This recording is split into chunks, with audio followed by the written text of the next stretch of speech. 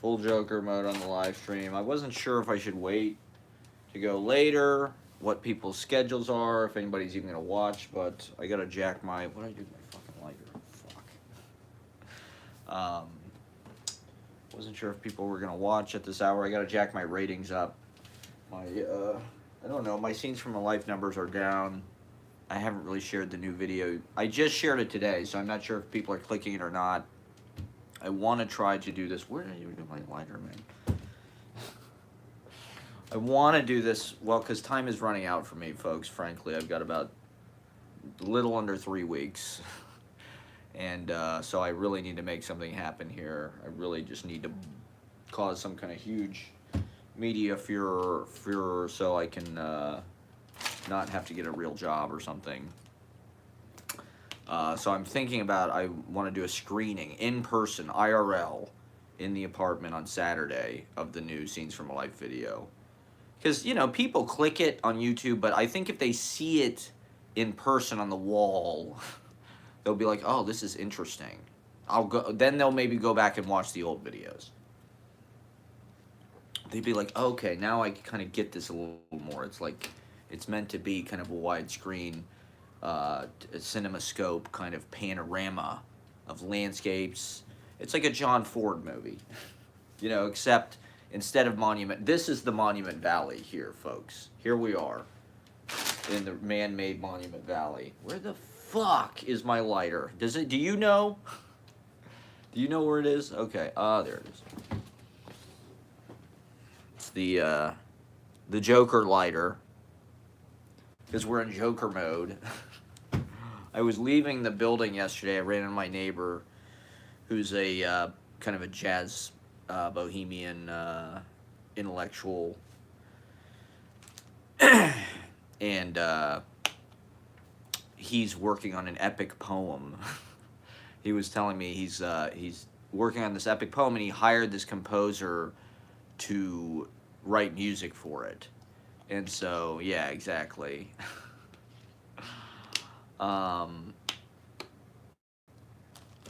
And so he's like, I don't know, he's the kind of guy that, like, you don't necessarily want to run into on your way out of the building, because you know you're going to be standing there talking to him for, like, ever. You know, he just has no fucking, which is cool. I mean, I wish I could live in his sense of time, you know, and just, like, sure, I'll go into your apartment and, like, listen to you read your fucking, like, epic poem to me, sure. He's got this amazing blog. I encourage people to check it out. It's called Folks is Home. He's really like an outsider artist type. Interesting. He draws these pictures, and he hires people. He hires this dude from SVA to, like, draw on his, like, fucking scroll. He's got all these, like, they're not necessarily poems. They're kind of like nursery rhyme-ish. They're a little bit like William Blake type things, where he's got, like, these kind of, like, crazy, you know, like fantasy characters almost and shit, dragons. But he also has kind of like a, I don't know, like a crumb bum, kind of like down to earth, like, I don't know, crazy cat, or like like a 60s underground comics kind of vibe to him. He's got a little bit of that kind of old pervert thing going on. Like, he just stands out front and just ogles women all day. And it's just shameless. It's like, he's just, like, staring at them like they're steaks. It's like, dude, it's 2023. You're going to get me too just looking at women that way. It's a crime what you're doing.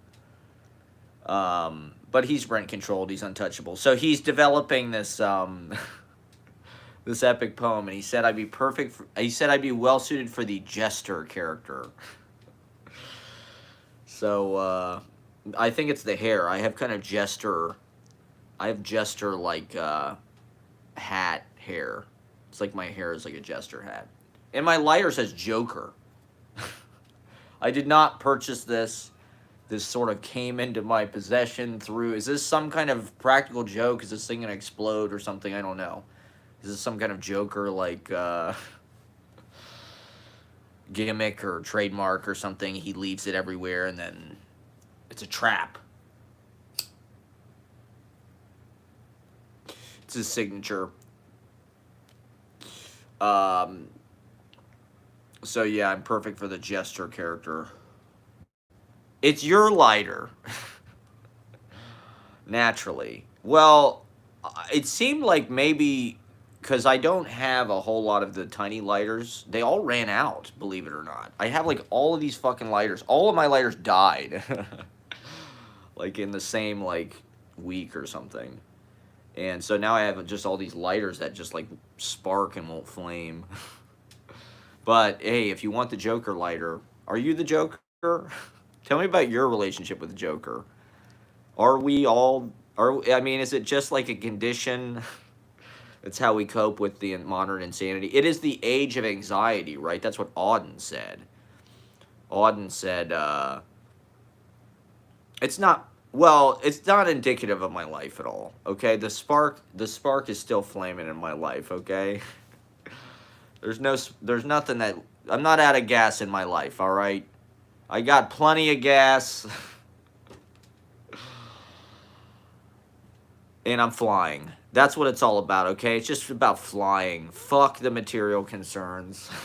We're above this shit. We rise above it. We're levitating, okay? Like the fucking Dua Lipa song.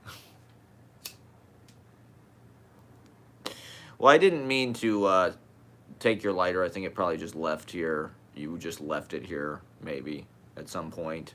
But next time I see you, I will bring the Joker lighter. It's the Joker lighter is hot, okay? The Joker lighter, listen to that. Do you hear that? Do you hear all that gasoline in there? Okay, the Joker lighter uh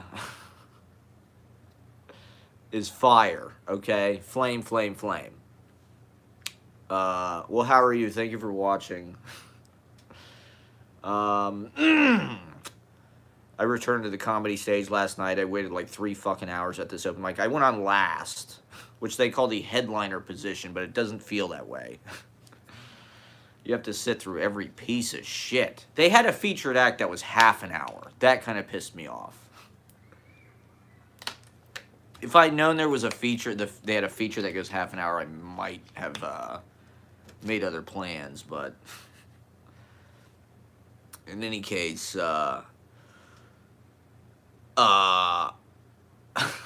we were sitting in Cafe Radio afterwards, and this guy interrupted us, and he's like, dude, you're hilarious. Are you a comedian? So, you know, I think I found my calling, you know. I'm the jester. I don't know, that's the theme. What is it? I think it's a nervous reaction. I think this Joker thing, although it's not, is it as topical? We've sort of been out of Joker mode. It feels like the Joker mode has kind of cooled off a little bit in the Biden era. I don't think the Biden era is really all about Joker mode, although they found documents, I guess. They found classified documents in Biden's house or some shit. Who gives a fuck? Was he selling the nuclear codes to the fucking Russians like fucking 45? So it's Biden's America. I'm thinking, you know, it seems like the Biden era is kind of formulating around us. And like the first 2 years were so nice with all the stimulus money. And it was just like this beautiful, I don't know if we'll ever have better years in our life, to be honest. Those 2 years coming out of the pandemic, just living on the surplus of the resources that were left behind by the those who were culled from the herd. And also just like this flush cash. And I mean, it was the greatest thing that ever happened to me. Easily. Easily. All of a sudden, it was a dream come fucking true 1,000 times over. As far as like, just, I don't know. I mean, I'm grateful is what I'm saying. I don't mean this in like a braggadocious way. I mean this in a gratitude way. And how do we maintain this? How do we elevate from here? You know, rather than crash, right? Because everybody thinks there's going to be a recession. It seems to be a sort of a foregone conclusion at this point. And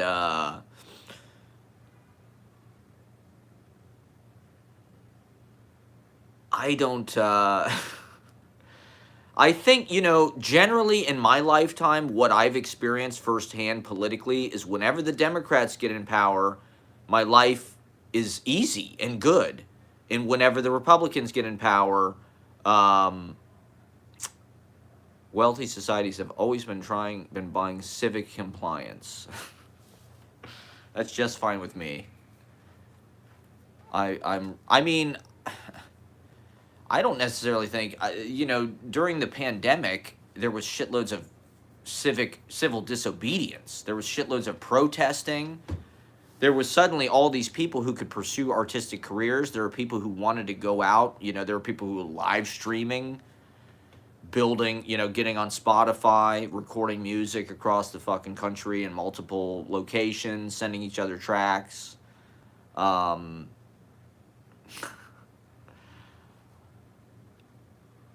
what's next? I guess everybody else went back to work a long time ago. Uh, is it gonna? I guess the inflation has cooled. I saw today that it was the first time there's been decrease in inflation. Price of houses is going down. I think things like cars are returning to like a normal. Eggs. There's a national egg shortage. Hence the title of my stream. Which for me personally, I mean, eggs are like half my fucking. That's one reason why I'm eating all this pizza and banh mi and shit recently, because eggs were a cheap cornerstone of like protein, light. You get the yolk to get yourself a little bit of hardiness and a little bit of, deliciousness. You like the kind of like runny lubricosity of the yolk. It runs all over I was thinking about this the other day. I started eating these sort of cowboy breakfasts because of Cormac McCarthy books. I was reading about 10 years ago when I was going out west a lot, kind of for the first time as an adult. My brother had moved out to LA and we drove out there. It was the first time I'd driven across the country since I was a kid. And I was reading Cities of the Plain. Cormac McCarthy has this trilogy. I forget what, All the Pretty Horses... Cities of the Plain, and one other fucking book, I don't remember. And there's a lot of food in the books. And they're constantly eating eggs and beans. Huevos rancheros, I think, is like the cowboy kind of Western protein, energy. But it's lean. It's not it's not bread. It's not grain. It's beans. So it's not, it's gluten-free. That was also the time I was going gluten-free. I was going dairy-free.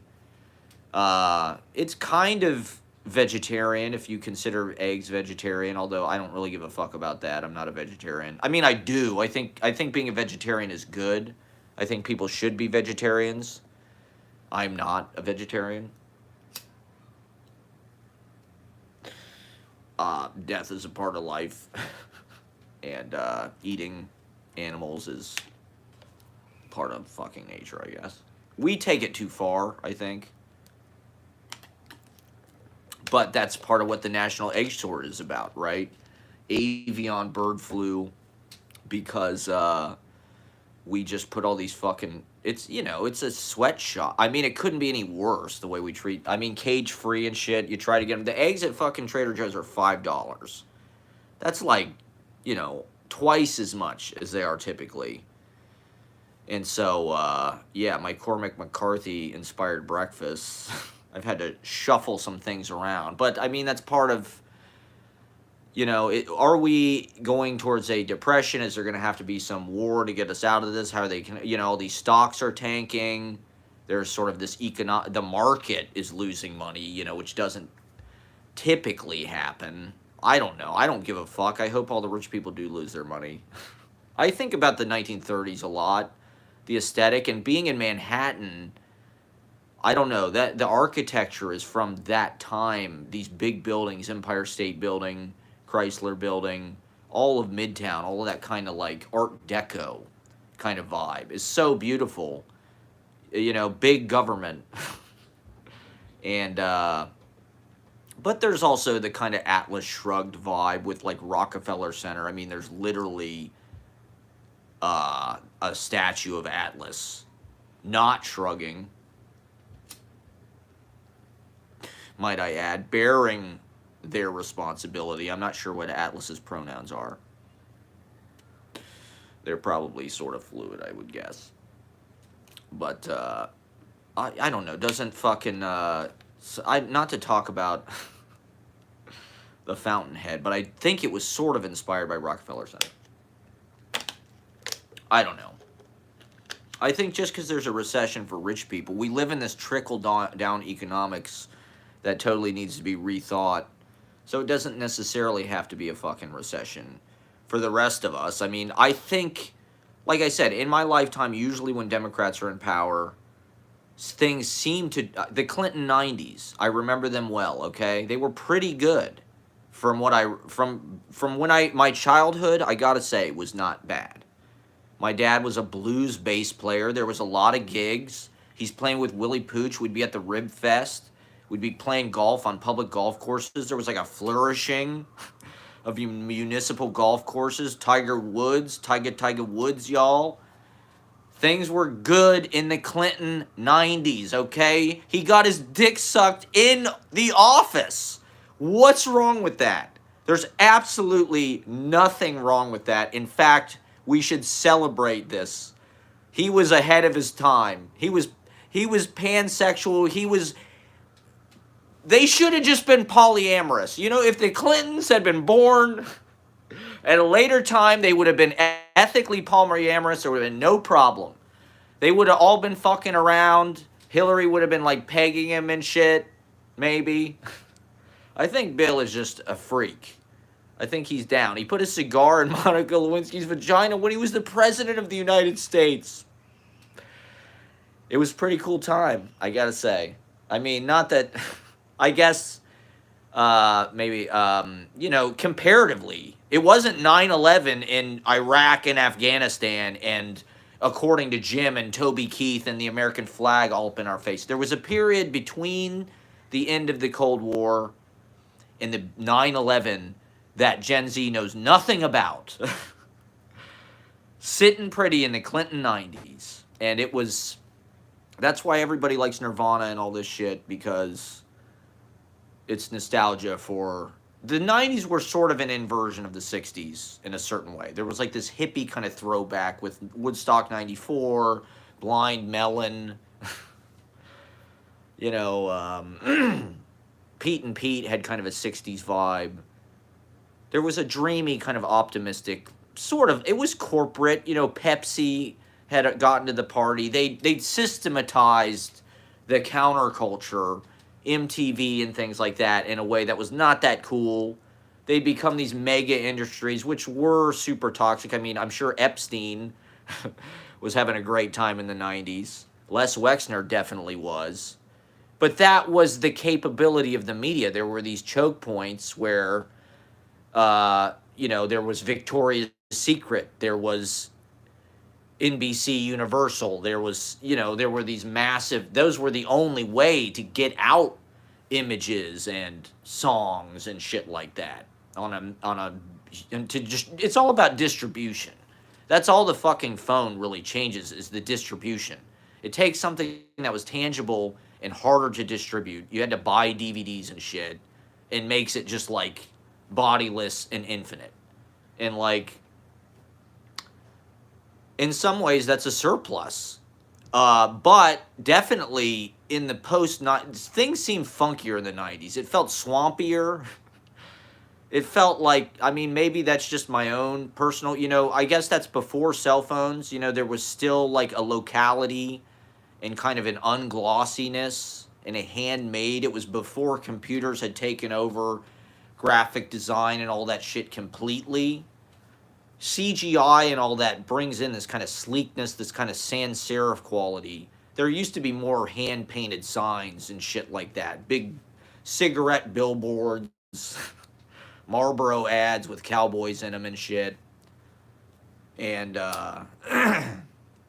I don't know. I think people do have a curiosity. One of the reasons I'm talking about this, I suppose, I don't really have a topic of choice. I'm just kind of exploring here. And, like, one of the things I've been thinking about is, like, Biden era. Are we 2 years in? When did he get fucking sworn in? Last year? 2 years. 2 years. It's been 2 years since January 6th.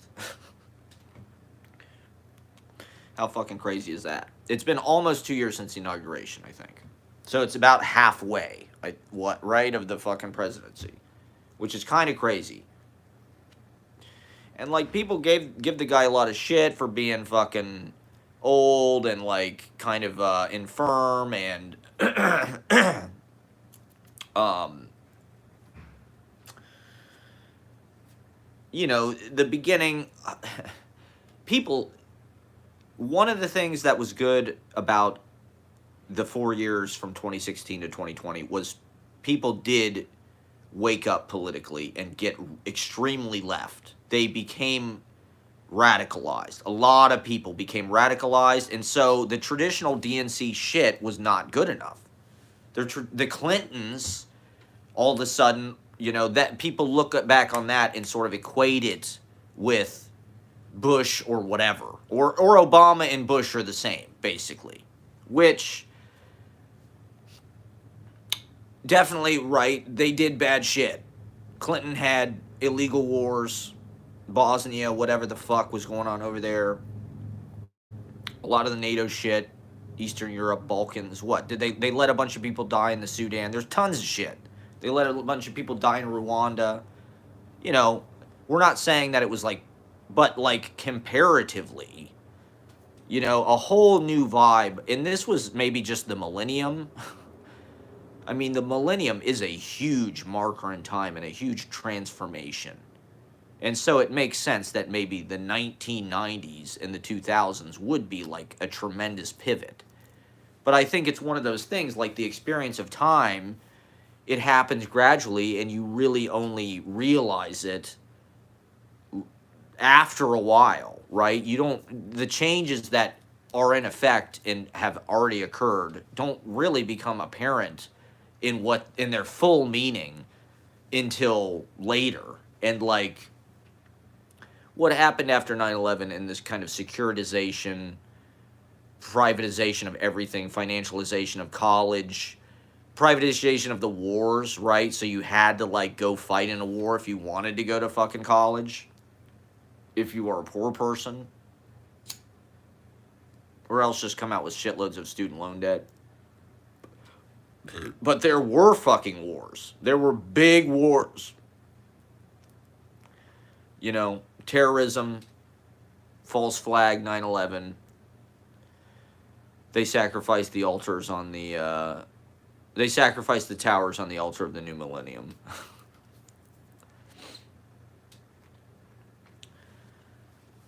Obama era compared to Bush era felt a little more carefree.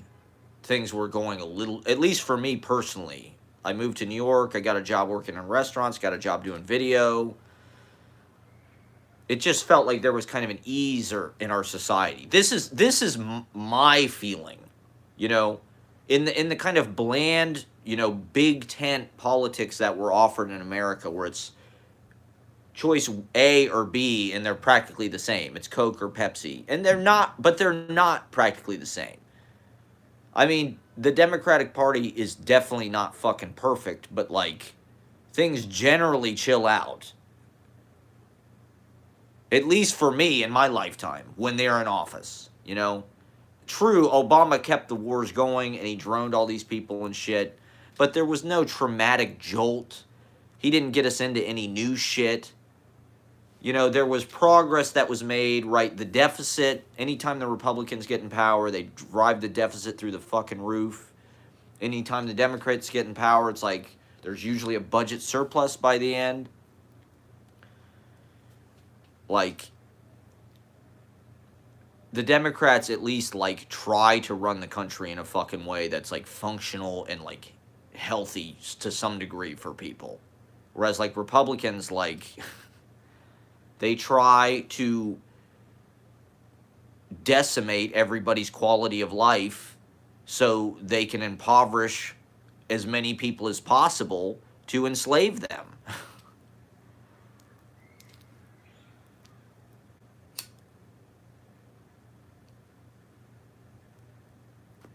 It's a controlled demolition. Everything they do is planned degrowth. Wars. How do we use a generation of men? We bred this generation of men. What good are they for? How do we sell these guns?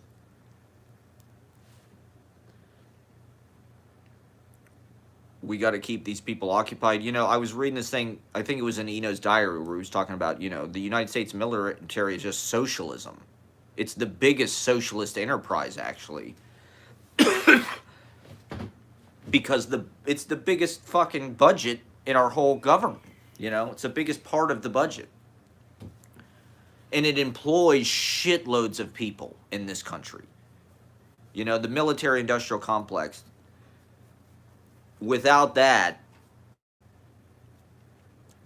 a huge percentage of our population would not have jobs. And they wouldn't have good jobs. Low skilled jobs, the army or whatever will train you. I don't think they're good jobs. Don't get me wrong. They're not good jobs. I'm not saying they're good jobs. I don't think it should work this way. I think they could. Why not put $800 billion into the Peace Corps? Why not put $800 billion into the NEA and employ all the fucking soldiers as like peace warriors? Let's get everybody high on drugs, on acid and weed. Get them reading poetry. Get them listening to Pink. They all listen to Pink Floyd and Tool and shit anyway. Like, they want to just vibe. It's just they've been corrupted by evil. George Bush and the war machine, the profiteers, the masters of war.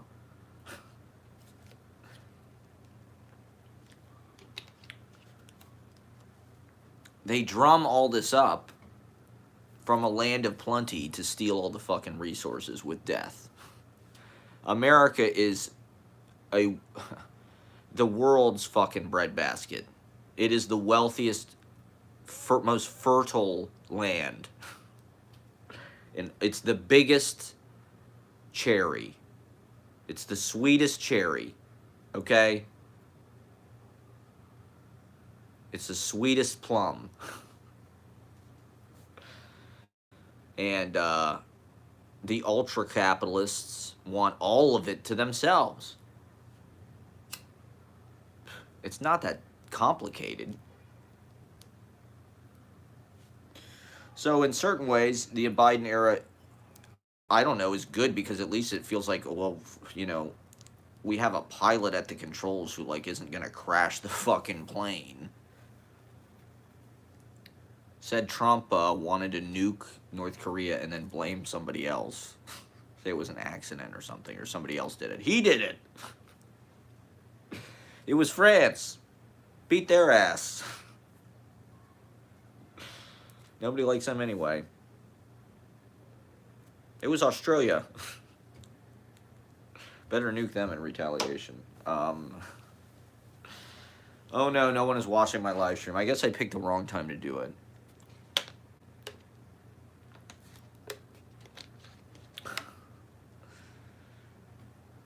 Kelsey's trying to punish me.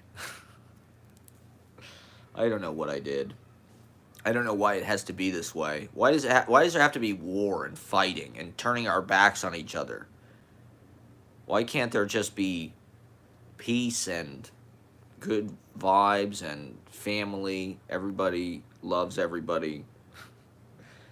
Ego, fear.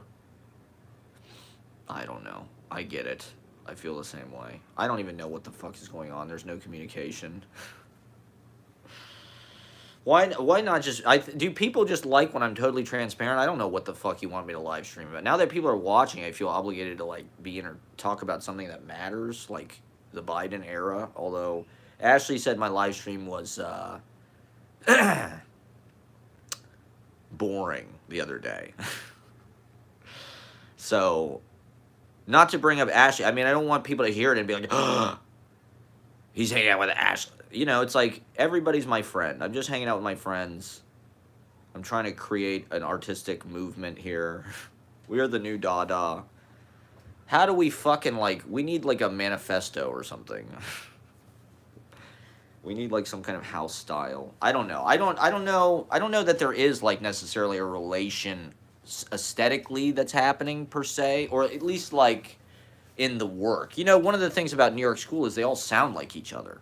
They all write like each other, and their voices all like Kenneth Koch and John Ashbery and Frank O'Hara all practically have the same voice. And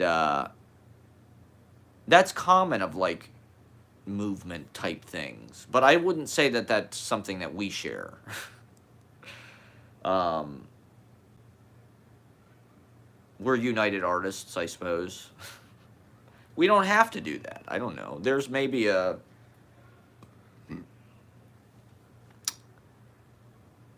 catch as catch can. I don't know. If there's these 30-year cycles, right? 60s, 90s, 2020s. So maybe the 2020s will be like a are they going to do like a Woodstock? I guess it's been over 50 years. They were going to do a Woodstock 50, but they canceled it, right? Because of Trump and shit, probably. Everything sucked during Trump era. I mean, at least, right? That was generally the vibe. I mean, it just sucked for everybody. Like, maybe that's a bad habit to get into, but like it felt like if you were enjoying yourself or succeeding during Trump era, you probably should have felt bad about it. I did, anyway. I just felt bad about myself. Like, oh, I felt guilt. It's like, oh, we're pieces of shit. How do we stop this? Everything was, and to be honest, we stopped it. We did stop it. And things have turned around, I would say. Giving everybody, 20 grand and 2 years off work was kind of a cool apology for the disaster. I mean, Trump was a disaster. He was a complete disaster. Although I hate to say it, I'm haunted by like his gestures. He's so, I don't know. He's not ineffective at live. He's charismatic to some degree.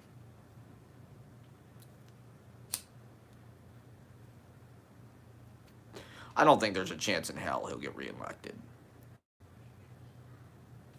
He's just been shut down by all the major media shit. They don't really cover it. Nobody covers the rallies. I'm surprised he hasn't jumped back on Twitter, actually. Like, he's still on that fucking Parler or whatever it is. It's like, dude, the dude bought Twitter basically to put you back on. Like, how fucking pathetic. People think Elon Musk is a genius. He lost, like, what, $200 billion market value so he could kiss Trump's ass. And put Trump back on Twitter. Like, dude, you're one of the stupidest people alive. If you ask me, that dude shouldn't even have that much money to begin with. I think Elon Musk is the new Trump. You're thinking about, like, it's Trump, who's it going to be? It's Elon Musk. He's the only comparable figure because, like, in one of my videos recently, like, I'm filming The Ticker. I filmed The Ticker at Fox News and The Ticker in Times Square on 2 separate occasions in 2 separate videos.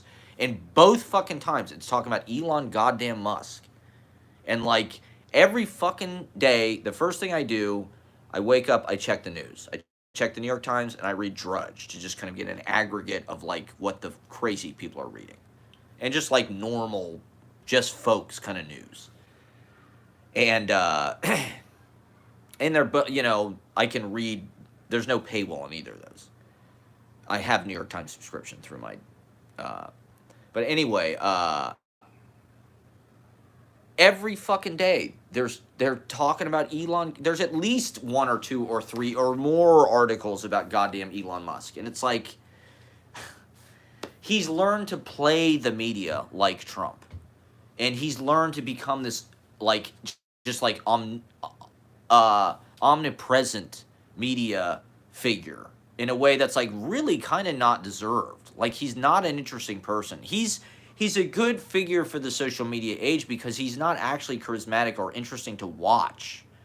Like, he's just this kind of like He might as well be Tom from MySpace because he's about that. There's about that much depth to his fucking like public persona. I would say like there's all the he'll host his conference with Super Truck and all this shit. He's a moron. It's like he's a fantasy that Reaganites and ultra capitalists want to believe about themselves. He's their John Galt. He's their like Supermensch or whatever. Ubermensch. He's the Hitler. He's from South Africa. It's like he's a fucking racist. They're all racist. Not all, but he grew up in a part. His dad was like a profiteer. Like that shit is transmitted. That I guarantee you, his dad is filling him with that shit in his childhood. Racism. I guarantee it because I grew up around people. It's learned behavior. I grew up around people like that, and they teach their kids. They might not tell other people. They might not show that on the street, but like, they want the racism to go on. Just like Trump and his dad. We don't rent to black people. It's on the fucking. It's an unwritten rule, but like, Trump wasn't in the KKK necessarily, but his fucking dad was. It's like, I'm sure he believed the same fucking things. It's just, he didn't go to rallies, or, he went to his own rallies. He didn't go to Klan rallies or meetings or anything because he was in New York being racist.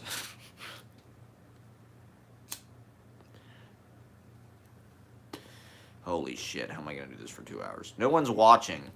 I got my set, I got my New York backdrop and everything. Live from Manhattan, here we are.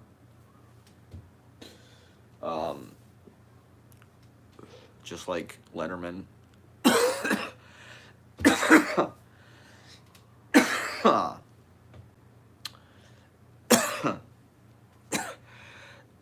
I think Elon Musk is the one that has the capability to really follow through.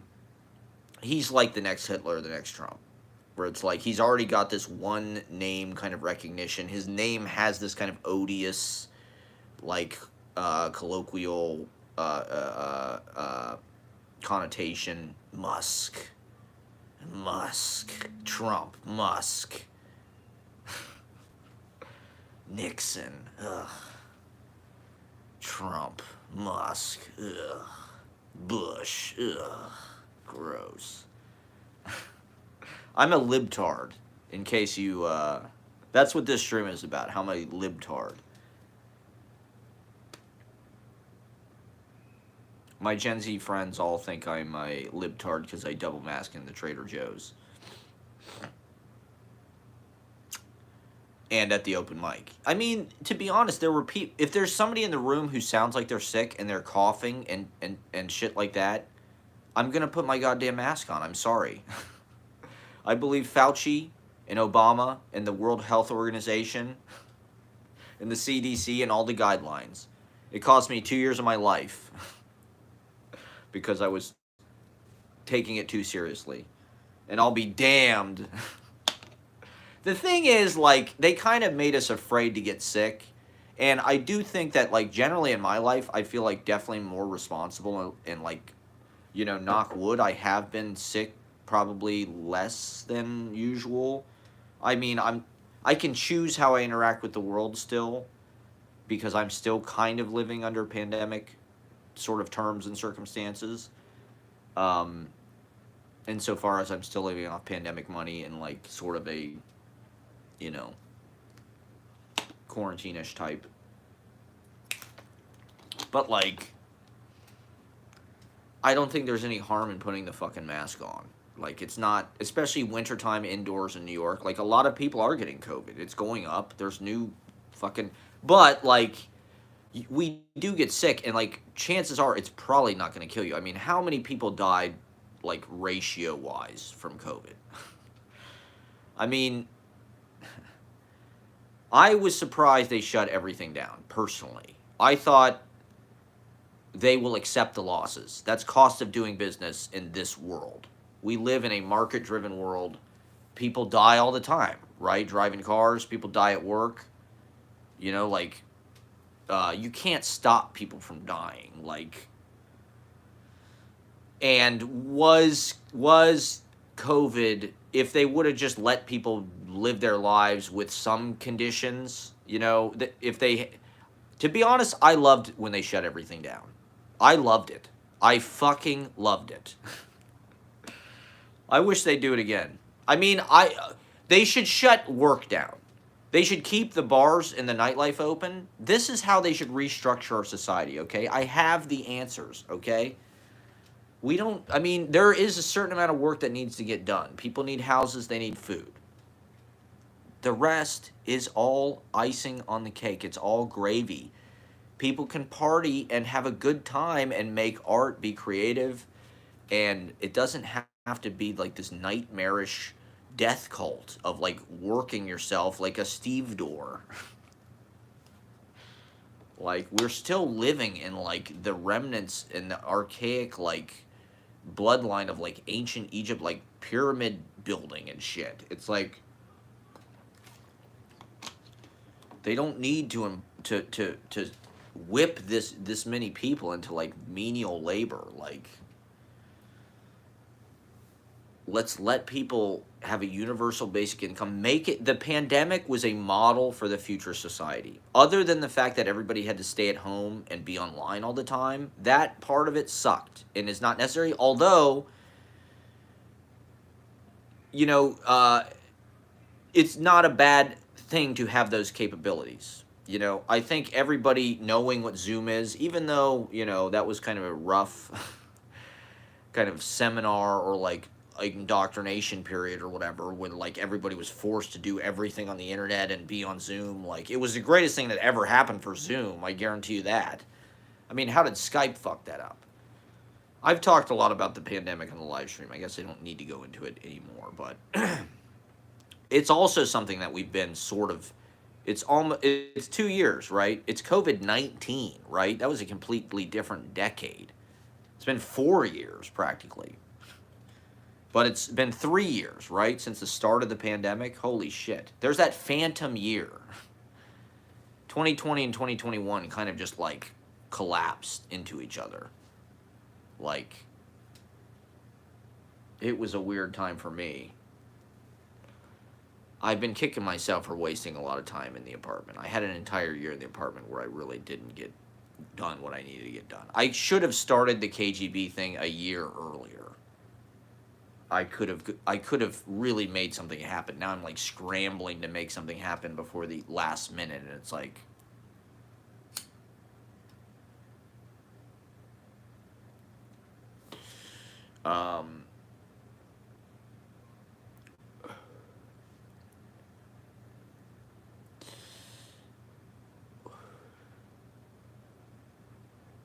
I just wish our society wasn't run by Fox News.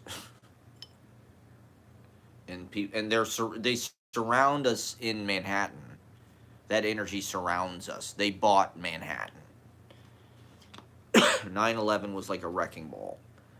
That was, now Manhattan is the mall. It's Applebee's.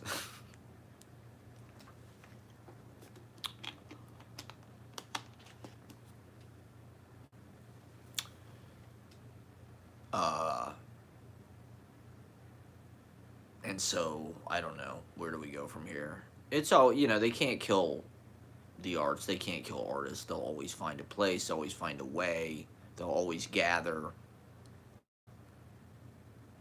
I think the center is just expanding. It's natural that Brooklyn would build up and become like this equal thing, because it is one thing. It's split by a river, but that's part of the genius, I think, of New York City, is it's 5 boroughs. They could have easily said, well, you know, I mean, Manhattan and Brooklyn were 2 different cities until whatever it was, 1900 or whatever, around that time, when they incorporated the 5 boroughs. That was kind of they're planning way ahead. They're saying we can go, you know, we can all go all the way out in the fucking Bronx, I mean, the whole East Coast is really one long megalopolis. Jersey, all those fucking cities along there, Jersey City, Hoboken, Newark. That's all really one piece of the same fucking thing. Kind of split by the water here and there. But,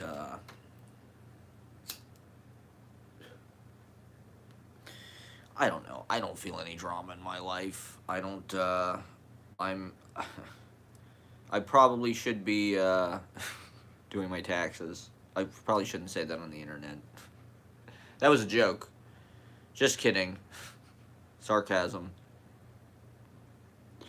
Don't scrub my audio. Don't search for, when they subpoena my live streams.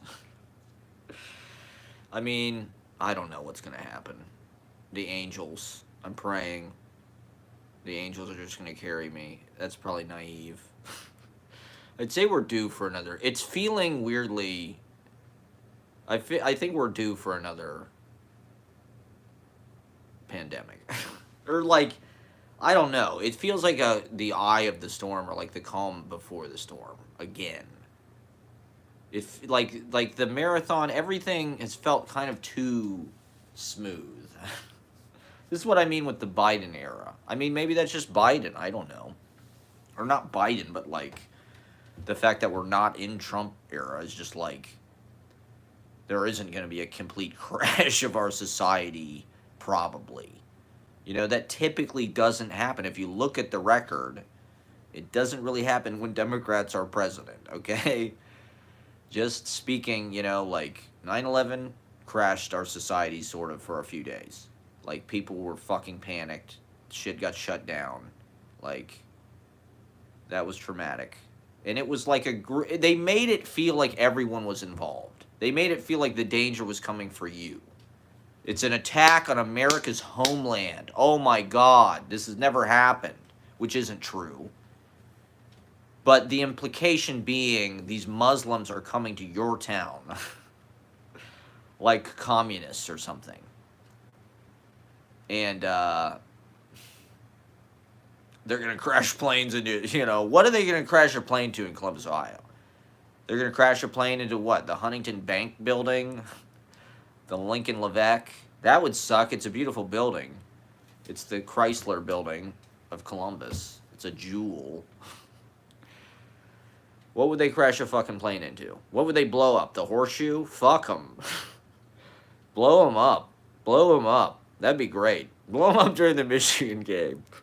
Kill all the dumbass OSU Michigan dumbass people chasing that carrot on the stick. All right, we're going for another hour and 12, everybody. Thank you for watching the Scenes from a Life live stream. Hanging with us. This is the best content out there. I mean, I did my return to stand-up comedy yesterday.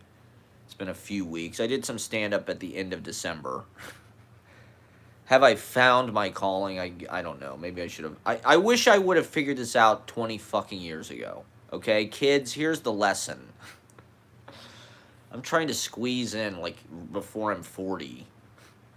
Is it possible to get famous? Ooh. Did you see that, fans? Oh, shit. Thunder. That's exciting. Glad we got that on the live stream. I could be, like, in the 90s, there were a lot of comedians that looked old. Todd Barry looked 40. They all looked old. I don't know. It wasn't necessarily the best comedy set I ever had last night, but I incorporated certain things I've learned. Like, at this point, I've done it enough times. I don't know exactly how many, maybe 20 something, 25. But I do the KGB thing every week, which kind of has comedy. It has stand-up sort of emphasis-ish. When I'm up there hosting and stuff, that's almost like stand-up. My friend Lindsay, who was an SNL intern, I worked with her at Megu. We worked in Hell together.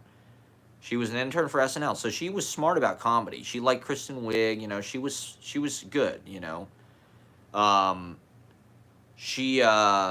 she was also, like, into Susan Sontag and shit like that. Like, she was smart. She said I should host comedy. She always made fun of me for looking like Chandler. She always called me Chandler. and Chandler Bing. And she said I should host comedy. She's like, "You're funny. You should host comedy." That was in 2011. So shout out to Lindsay. She, I should have listened. I wish I'd have figured. I mean, I did kind of figure this out. Like, maybe I've told this story before, but in 1997, I wanted to be Jim Carrey more than anything. And there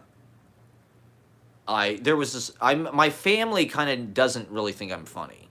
Like, my brother is the funny one. Jack is funny. You know, they think he's like this incredible mimic. And to be honest, he is. He is. He is fucking hilarious as fuck. He is funnier than me. I don't give a fuck. I don't want to be funny. Being funny sucks. I want to be normal. Well, I don't want to be normal. I want to be poetic. But I'm funny instead, I guess. Not that they're mutually exclusive. I think I can get the poetic into the funny. Like, those are the people who I always admired, like a Charlie Chaplin or a Buster Keaton or a Wes Anderson, I guess. They had a poetic, or Jim Jarmusch, right? He had a poetic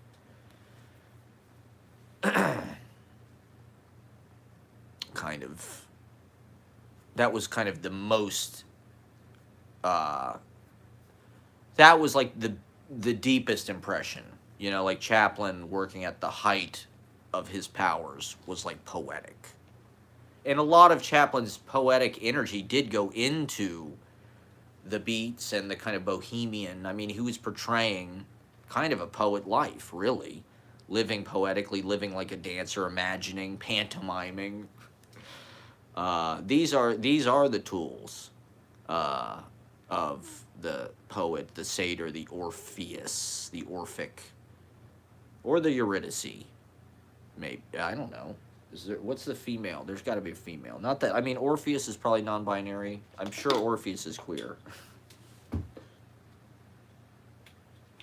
I'm sure Orpheus is queer. Orpheus is probably trans, even.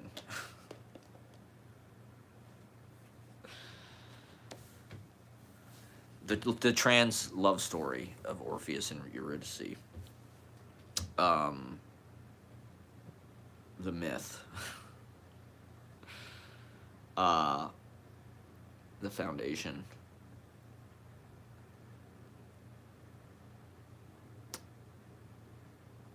Yeah, so there was this article about Jim Carrey. So I wasn't necessarily the funniest. I wanted to be funny really bad. And but I knew I was funny. I knew in my heart I was funny. I don't know why. I don't know why. Why do people think they're fucking funny? I don't know. People laugh at you. Being funny is not really. If you're funny, it can simply be because like you look funny or you sound funny. The way that you kind of like deal with reality is like clumsy or like hyperactive, nervous. You know, you're kind of trying to control. You know, the weird thing about show business is things that like make you a freak in real life, like really actually kind of make you interesting on stage. Like if you just talked at somebody for 7 minutes about whatever your, you know, neurotic gripes with the world are, they'd probably be like, get me away from this fucking person. Whereas like on stage, you're like, oh, this guy's hilarious.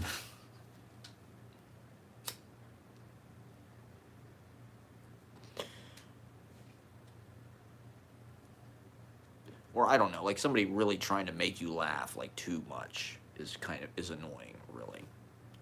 So I didn't want to live in a place where I was like obsessed with being funny. Like I think that's one reason, you know, to be honest, as an adult, I always wanted to try stand-up comedy but I didn't want to be funny. I don't want to do stand-up comedy. I just want to talk on stage. I don't give a fuck about being funny. Fuck funny. Okay? Funny happens. Okay? As a guru, funny happens. Just let it fucking happen. Don't try to be funny. Do not try to be funny. Whatever you do, just be yourself. It's the hardest thing of all, okay? We all know it. Women tell us that all the time. Be yourself. Everybody tells us that. Be yourself. It's impossible.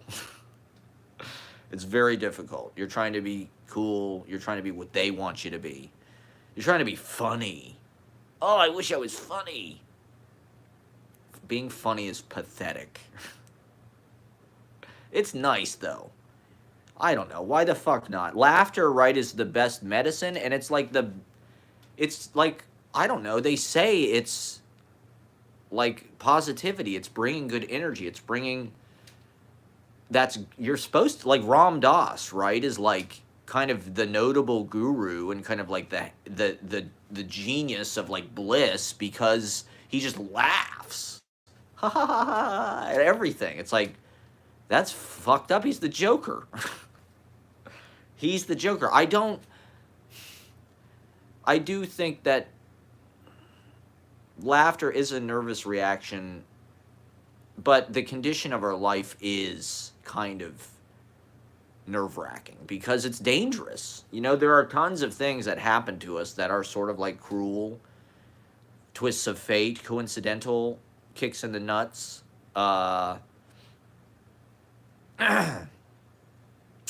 There's imperfections. There's, you know, speech impediments. I have like a little bit of a lisp type thing going on.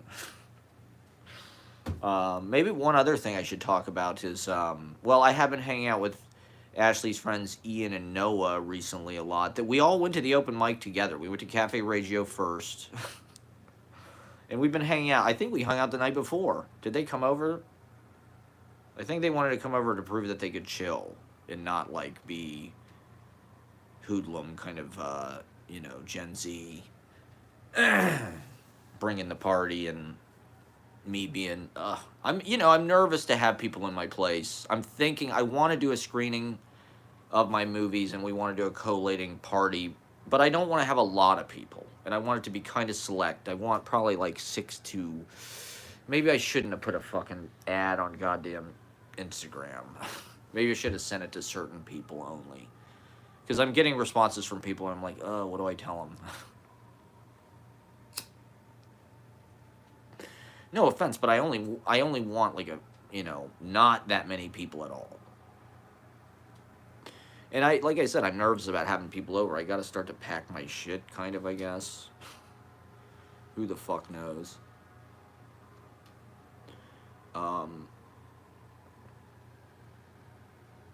I don't know. I don't even want to think about it for now.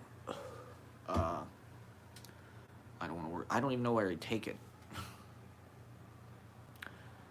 I'm not thinking about it right now. I'm not thinking about it right now. I'll think about it Monday. Monday is like the day I start to take care of business, let's say. Or maybe Tuesday maybe. Monday or Tuesday. I have the open mic Monday, but maybe Tuesday. We'll see. There's no hard deadlines here.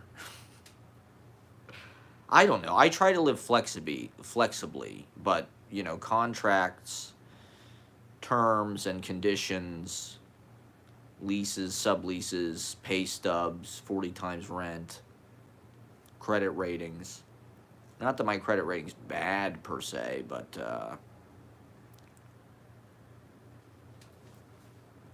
it's not terrific. I don't live for my credit rating, okay? Credit ratings are relatively new, and a lot of people my age like live for their fucking credit rating because they want to buy a house. It's like, I don't. That's the typical, like, you know, American dream middle class thing, right? Is, I guess, get married and buy a house by the time you're, you know, 30, 35.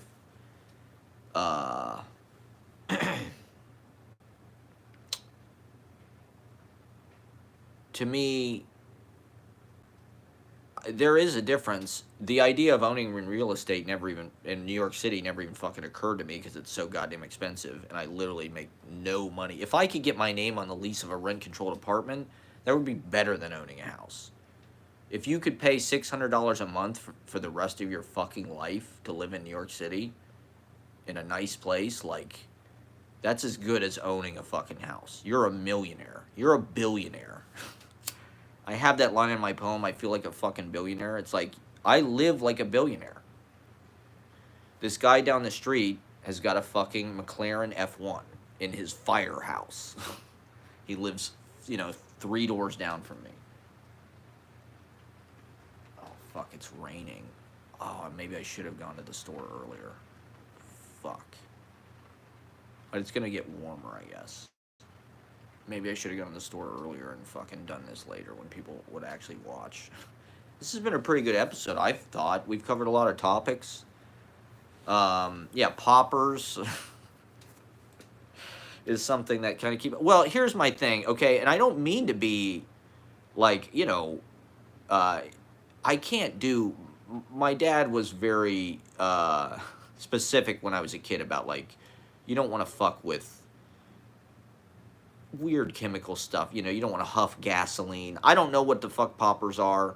But my uncle sent me a text message once. No pills, no powders. And I know that's lame, okay? I'm lame. But that's what I adhere to. Maybe it's California style or Vermont style. That's the recipe to become like a fish fan. But no pills, no powders. Nothing synthetic is a pretty good rule, I feel like. And not that poppers are pills or powders per se, but I don't know. It didn't sound appealing at all. What the fuck? It loosens your asshole? Or like, why would I want that? I'm fine smoking weed constantly. It's enough for me. And the occasional doing acid.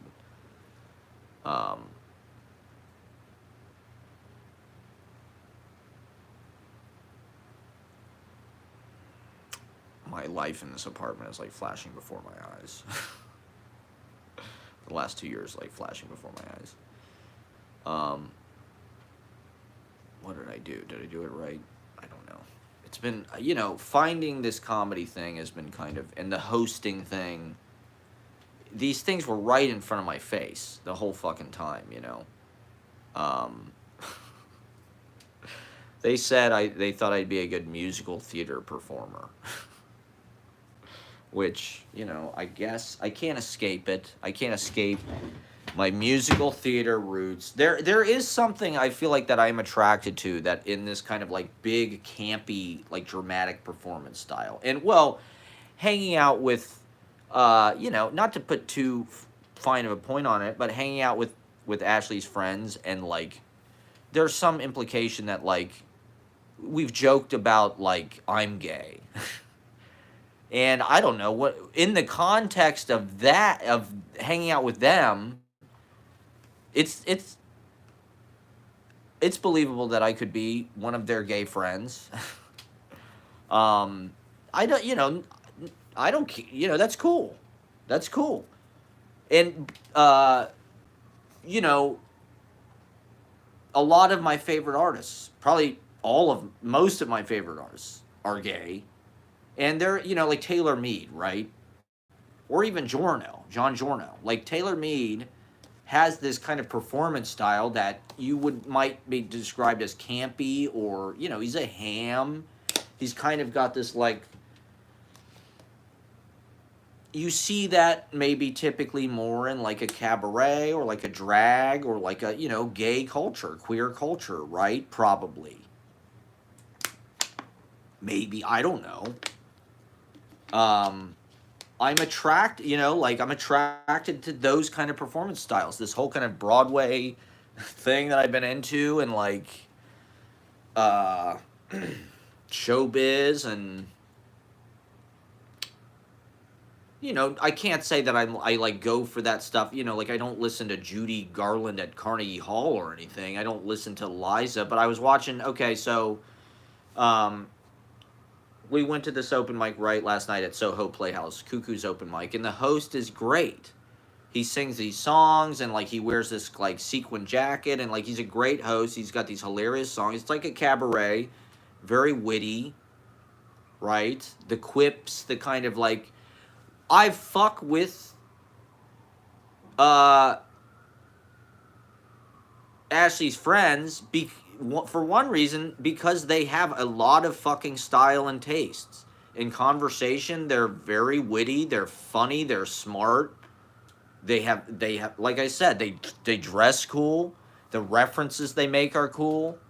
Like that's what I'm trying to be a part of. That's what I try to do with my poetry, with my art. You know, being a bro or something, you meet guys that are aesthetic or whatever. They're usually super macho and bigger than you. White writer bros who love drinking and Bukowski and typewriters and shit like that. Uh, you know, like I typically run with those guys, I suppose, but like my poetry is chatty, gossipy. You know, it's trend. I'm trying to be trendy, use slang. You know, I'm on Twitter. What's gayer than Twitter?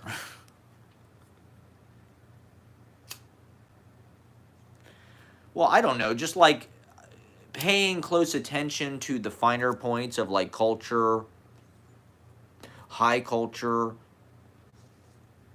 beauty, sensitivity to beauty. I mean, just being involved with poetry in general, for whatever reason, a lot of the best poets are gay, um, or queer. Uh, I wouldn't, you know, necessarily identify as like sexually queer, and I wouldn't appropriate the term at all. But it's interesting to sort of hang out. You know, initially they were kind of mean and they were kind of like making fun of me a lot and like, and there's still that, but it's not quite as much. It's not quite as much of like, not to mention anybody by name or anything. And so, but it's like, oh, these guys just have a lot of fucking style, a lot, even though they're young, it's like they take culture seriously, they like cool music, they like cool clothes, like, oh, of course I want to hang out with them. Like they they're honest about like their reaction, so like having them view your performance, having them read my poetry like is meaningful. It's like they're art appreciators and they do have like a refined palate to some degree, as you know, and so to see what they respond to, uh and to just hang out with them and kind of like vibe with that for a little while rather than like aggressive drinking macho, uh and you know that's something that I think about with the open mic too, is like, is the open mic queer enough, is it queer friendly? You know, not to sound like, you know, I don't know, appropriating or you know, dumb or too, I don't want to sound like some lame arts organization like, oh, is our theater company too queer, is it queer friendly enough? But I, you know, like I do want the open mic to be like, uh as like representative of everybody and everything, and I want it to be a safe space for everybody and everything. And I do think that there are, you know, a good amount of queer artists who come and share work, you know. But you know, there's a lot of good open mics in New York. They're all over the fucking place. In Brooklyn, in, you know, in fucking, even, you know, this open mic last night, this Cuckoo's open mic was like, oh god, should I even do this? I mean, am I wasting my life on this live stream? I really need to get my shit together. I'm thinking about all these. I don't have that much stuff. Like it won't take me that long to pack it up. Um,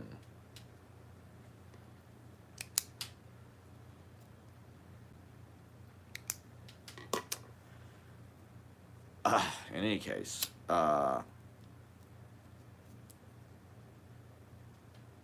you know, when I was a little kid, I was very campy. My genesis, okay, my origin story was, as a little kid, I definitely loved Bugs Bunny. I think I had a Bugs Bunny doll. I had a lot of stuffed animals. Is that gay? I had a lot of stuffed animals. Like my whole bed was like stuffed animals. I think that's like why I'm so obsessed with sex. Or it's the same thing. It's the same like need. Cuddling and physical touch and I'm gonna cry even thinking about it right now. All my stuffed animals. We had these dolls. I had these Bert and Ernie dolls, or maybe it's just an Ernie doll, and it got set on fire. It got put in the fireplace when I was like a really young kid. It's like one of my earliest memories, 2 or 3 years old. This Ernie doll got like put in the fireplace, so that maybe had something to do with my like obsession with stuffed animals and like neat. No, I didn't have that many, but I had like my bed was like kind of covered with them. I had a couple Pink Panthers. I had a Gonzo that had like a hard plastic nose. Ooh, I don't know what else. But I did have like a lot of stuffed animals. Until like a healthy age. I didn't keep them like, way after. I don't have any of them now. As far as I know, I don't have any of them. None of them exist. I had this Pink Panther. I was into Pink Panther, I guess. That was sort of like a silent. I was into Looney Tunes. But Pink Panther, for some reason, as well. Maybe that's still my vibe. This Pink Panther vibe. In Looney Tunes, I always related to Daffy Duck. Daffy Duck is kind of the loser. He's like the ranting, kind of angry, short. He's the one who's been short shafted. He's not the kind of charismatic, cool, like everything works and like he just kind of charms his way and kind of walks between the raindrops like Bugs Bunny. And he's omnisexual, like Bugs Bunny. Daffy Duck is like this angry Dadaist, drawing mustaches on everything. But he's fucking hilarious. He's way funnier. And I don't know. I mean, I think Daffy Duck is maybe more who we are in real life. And is that gay? Is that gay culture? Looney Tunes? I mean, Looney Tunes are like, I think they're the ultimate art when you're like 3 and 4 years old. Like, what could be more powerful? The music and the... I'll take Looney Tunes over Disney every fucking day. I'm not a Disney kid. I didn't grow up on that shit. We liked Aladdin. That was it. We liked Robin Williams, right? And Gilbert Gottfried as Jafar. We didn't give a fuck about any of the rest of the Disney bullshit. All the Disney-ganda, the propaganda. Walt Disney was like a Nazi sympathizer. Right? Or something. I don't know. But we were into Looney Tunes. And, well, anyway, my genesis, my Aunt Susie was a music teacher at Jones Middle School in Upper Arlington. And she was also the director of the school musicals. The big productions Bears on Broadway was what it was called. And they do a production every fucking year. They did The Music Man a lot. It was amazing. They'd have 100 fucking kids on stage. Because every kid wanted to be in it, because it was awesome. She did, she was an amazing musician, amazing organist and piano player. And I remember as a young kid going and seeing Peter Pan. They did Peter Pan, and I got to go backstage, and I was like super nervous to like meet, because the kids were older, and there was like the girl that played Wendy, so I'm like, oh my god, I'm meeting the people that were on this. It was like my first encounter with that magic. Like the people on the stage are like special and cordoned off. They kind of the fourth wall is this kind of magic seal. So when you actually meet them, it's like, fuck. You're, I don't know. People want to fuck people on stage for some reason. Or it just creates this thing, That was my first encounter with that. Not that, But in any case, so she was the director of that, Peter Pan. And she got this was like 1989, maybe 90. I don't know if this was after I started going to school or before. I think it was maybe after I started going to school. But she brought this, she got a fucking camcorder. Like, one of these shoulder, like a fucking like TV news camera almost. from the school. She taught at Jones. And so she brought it to my grandma's house one day when I think it was when I was in kindergarten. I think it was like after school we went to grandma's house in the evening. And this camera was there.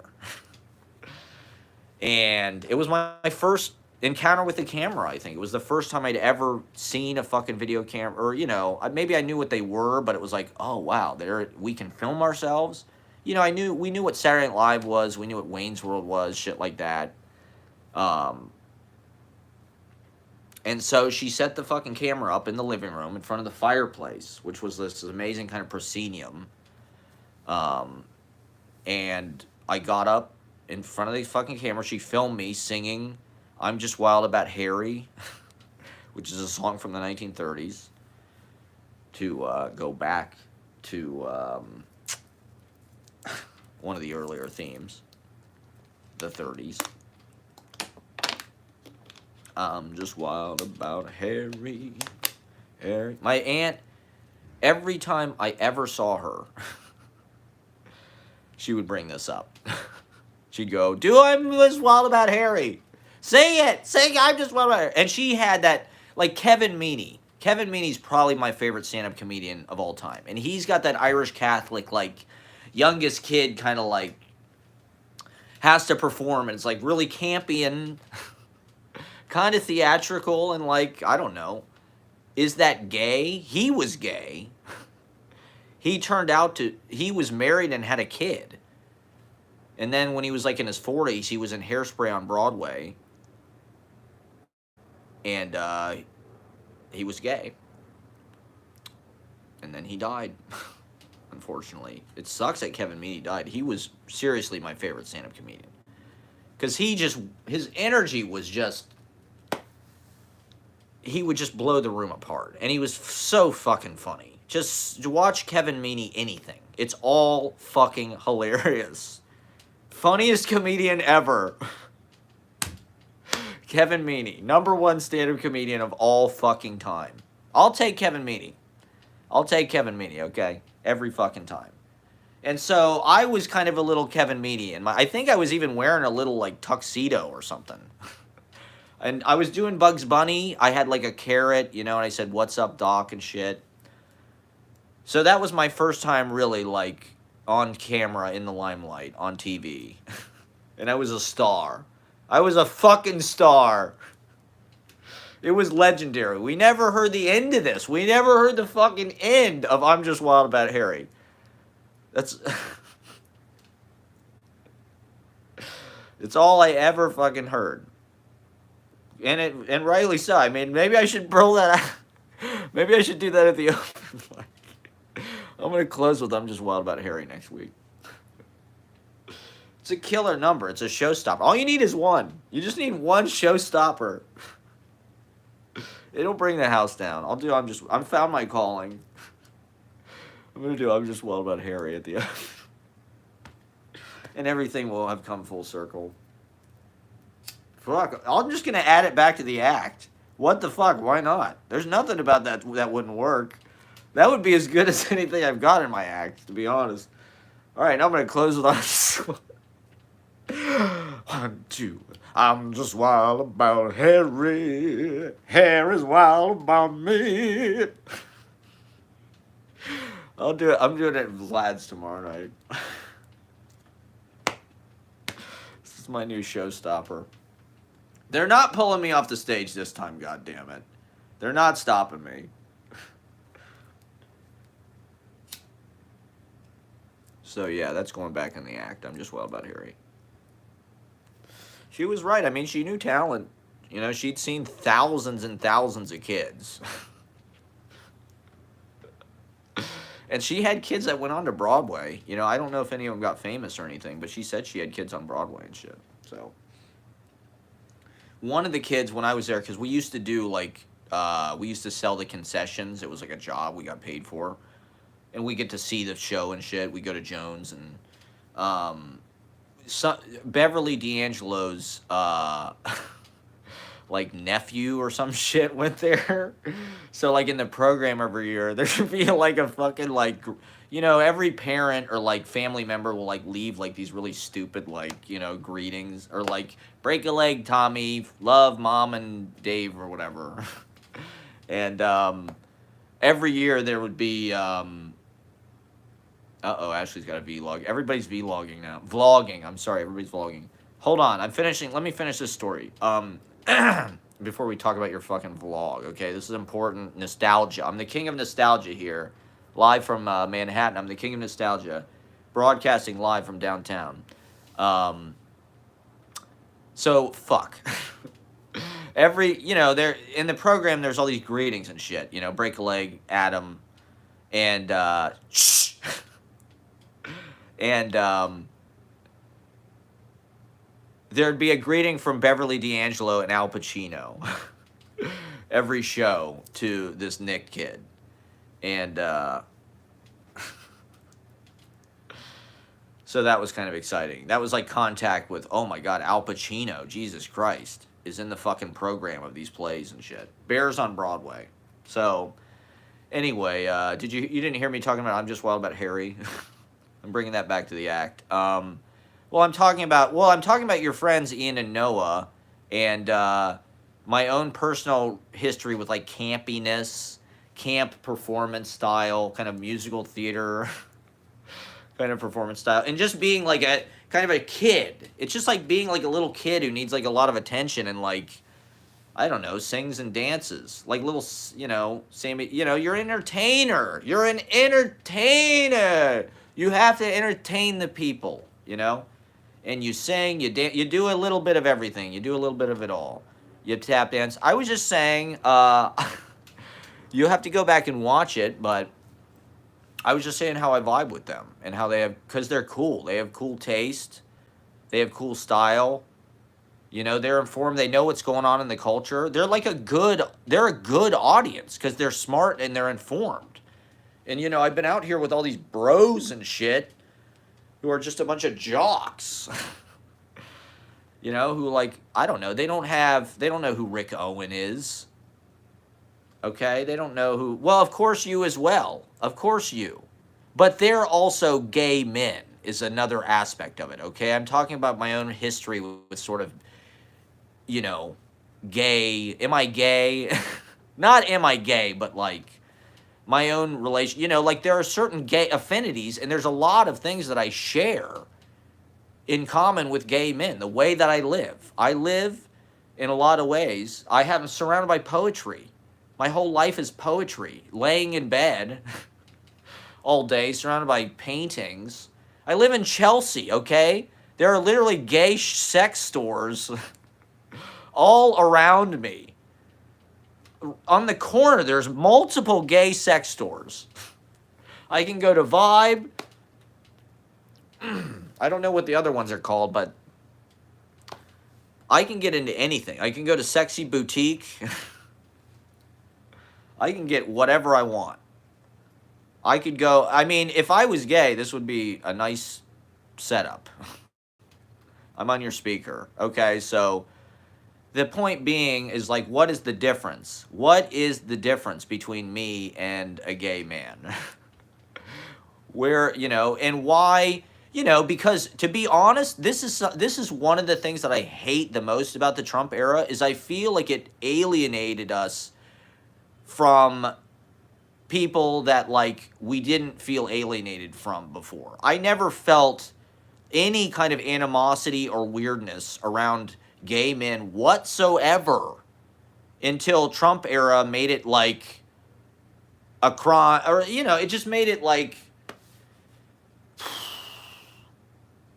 I don't have to rewatch anything, but okay, it just made it like you have to walk on eggshells, you're gonna get canceled, you have to be overly sensitive. And it's like it made it, working, being in theater, being in poetry, I was always surrounded by queer, I was always working with and alongside, and my friends, a lot of my friends were gay in restaurants. I worked, with a lot of people from all over the world. I got along. I was proud to be just vibing and just another person. But in any case,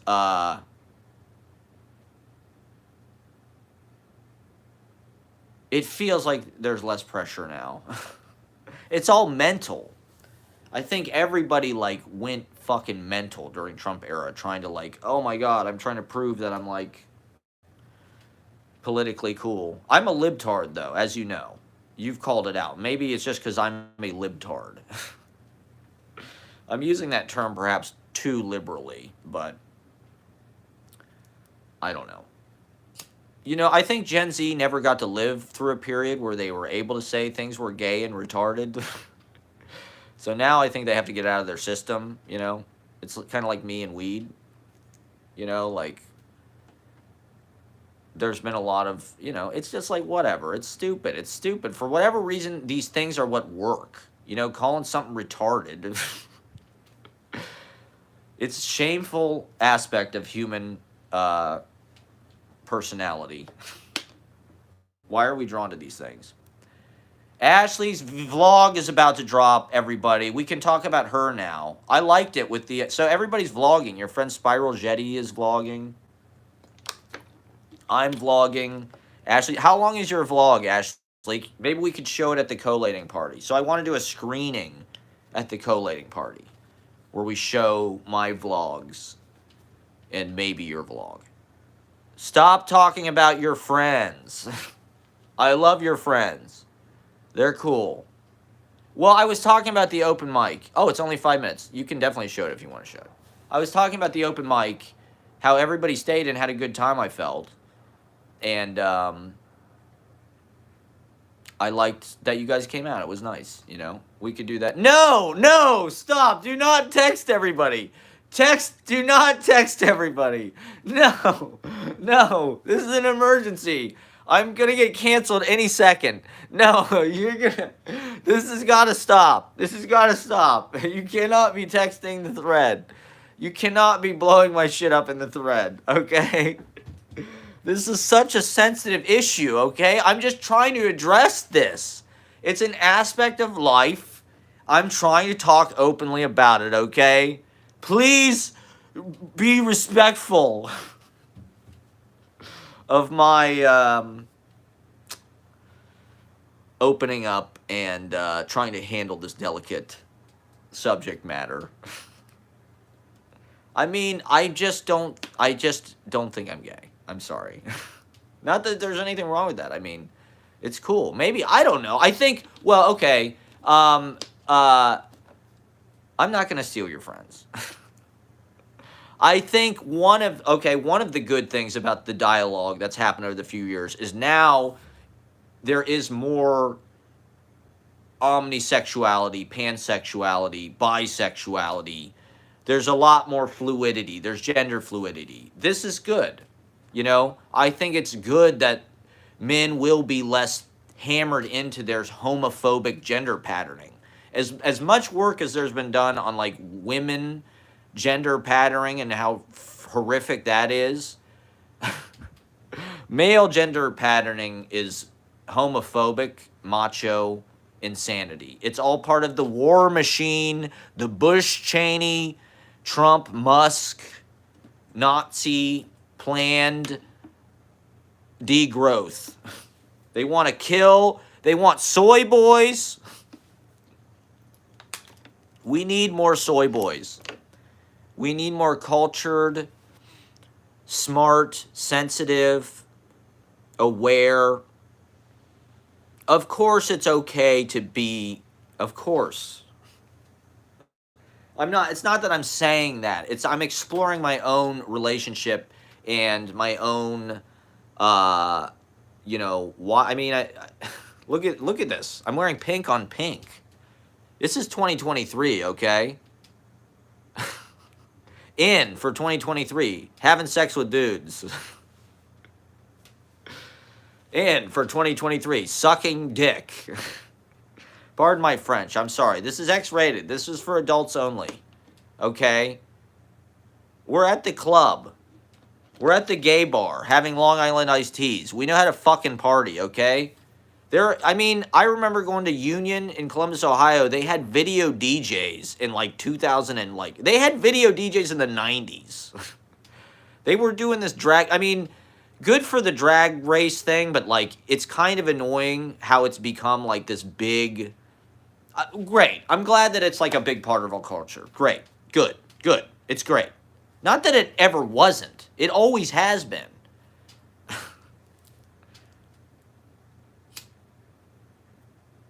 Burlesque, Broadway, Betty Davis, Joan Crawford, Mae West. It's all fucking drag culture. And it's important. It's wit. It's intelligence. Oh my God. Please stop blowing me up in the soccer chat. All right, I'm going to do half. I guess I should have started streaming later. Did you see the thunder? I got some nice thunder, though, in the chat. Thunder. I mean, I don't know. We're probably all gay. We are all gay. You know, I think that it's just been extremely trained out of us. I think if I were to have sex with men, I would be probably extremely picky, just like I am with women. And so, it wouldn't happen that often. You know, here's one aspect of it, okay? Okay, no, I'm not even going to go into it. Never mind. You're going to drop it now? What do you mean you're going to drop it now? I'm a progressive ally, 1,000%. I've always been an ally. I was an ally in the 90s, okay? I'm going to check out your vlog as soon as I'm done with my stream. I'm glad everybody's streaming and vlogging. You know, YouTube is not just for old people, okay? It's very hip. It's very hip, okay? It's very cool. It's very for young people. It's Gen Z, baby. All of the influencers are, you know, Logan Paul and PewDiePie, David Dobrik, right? I mean, every young, I'm waiting for my shit to pop off. When am I going to be the next, I need children. I guess my video's not made for kids, so there goes my whole audience. But I need, like, kids in college. I need to tour colleges, okay? 2023, in for 2023, touring colleges. I need to tour colleges.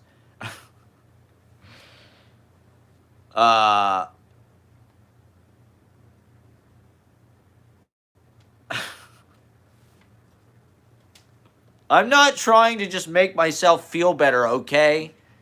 That's not what this is about.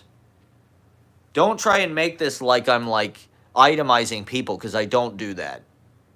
Okay? I'm very particular. I've always been around, I've always been an ally. Even as a young child.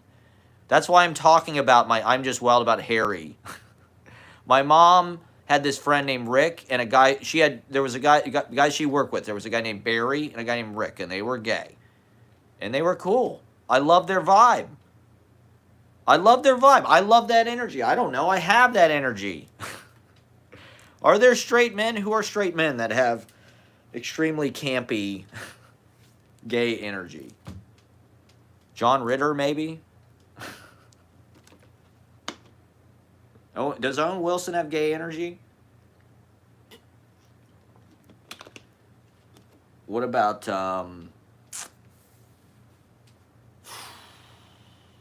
Dana Carvey kind of has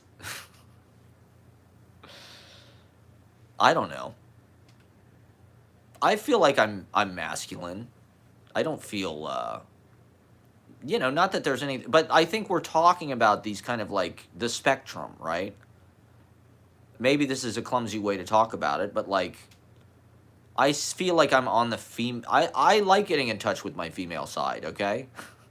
That's been a big part of what I've done recently. This is my mom's shirt, actually. That's why I wear it.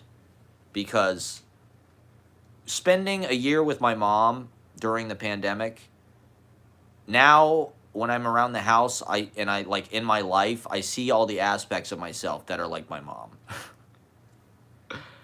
Like now I see her, like her energy. I have like her energy. She's like very up and like she likes that stuff. She reads Vogue magazine. Oh, I loved it. I worked in fashion, okay? There's a reason why I worked in fashion. I was very high up in the fashion industry, okay? I was a fashion videographer like Richard goddamn Avedon. Okay? I was in the fucking studio. Okay? I was in the fucking studio with Genta. All right? And what the fuck was that guy's name? I was in the studio with Genta and Greg Goodell, okay? I was there. I saw it. Shooting. I was shooting, man. I was shooting with Adrian and Ginter. Alright, at the top of the fucking game. America's Next. They could have me as a judge. I'll be a judge. Let's reboot. Let's reboot America's Next Top Model. Put me on. I'll be the Nigel, okay? I will be the I'll be on the reboot of Project Runway. I'm a fucking expert. I saw Tim Gunn and Bergdorf Goodman. I'm a fashion expert. Have me on the Joan Rivers red carpet, okay? I'll learn all the shit. Oscar de la Renta. I would love to get rich so I could buy nice clothes. I'd wear labels and shit. I wouldn't change my vibe at all, but like I'd wear like flossy shit, like Ric Flair and shit, or like a yeah. Let's go shopping. Let's go on Let's go to the really nice. Let's go up Fifth Avenue. Let's go to the nice shit. Okay, let's go to all the fucking stores that have like security guards and red carpets or red velvet ropes. The stores you have to get like they have like a headset and like you have to be on a list to get in. Whatever the top shit is, that's what I want, okay? That's all we're not going to Abercrombie. I will not go there. They are the Nazis, okay? I'm not going there. Nazis love fashion too, okay? And I'm not going to Abercrombie. I worked in VS. I've shot in that store on Fifth Avenue, the flagship. It's right near Abercrombie. I am not going to that Abercrombie store. I'm going to Louis Vuitton, okay? I'm going to Tiffany. I'm going to Bergdorf. I'm going to Saks. I'm going to Gucci, Prada, Armani Exchange, Perry Ellis Portfolio, Hugo Boss. That's where I'm going, all right? I'm going to Tom Ford.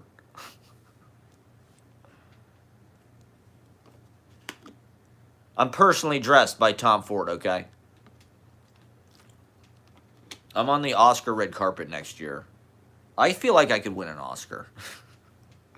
When is Hollywood gonna fucking... Gus Van Sant, cast me. Cast me in a gay Western... I'm a poet. Look at this. Gus Van Sant. I'm untainted. I'm not even a creep like James Franco. What now? What are you saying now? I want to be in my own private Idaho web, like, fictional universe. Can you put me in my own private? I think I know your necklace is Tiffany. I think the chat's malfunctioning. Are you repeating yourself? I want to be in my own private Idaho, like when they do like the Star Wars, like when they expand the universe and like update it. Can I play like one of the hustler dudes? The Shakespearean hustler dudes? Can I read my own poetry? I mean, come on. What could be better? Look at this. This is the ultimate gay fantasy here. I live in Chelsea. Look at this. I'm a poet. There's John Ashbery's house. You want to talk about, the elite, the height of like aesthetic. You want to talk about tastes. You want to talk about fucking taste and refinement, okay? Doesn't get any fucking more flossy than this, okay? More precise, more on point, more informed. It's in the bloodline, all right? We're appreciators. We've been around art, okay? Around the fireplace, my grandma had many great paintings that she collected. Almost like Gertrude Stein. Her living room looks like Gertrude Stein's salon almost. If it was like Irish countryside, Irish Spring. That's the vibe. A lot of paintings of like little women. Like 3-year-old girls and like from like the 19th century. Like dresses, with like big, very interesting, very interesting psychological thing that's going on there with all these portraits of.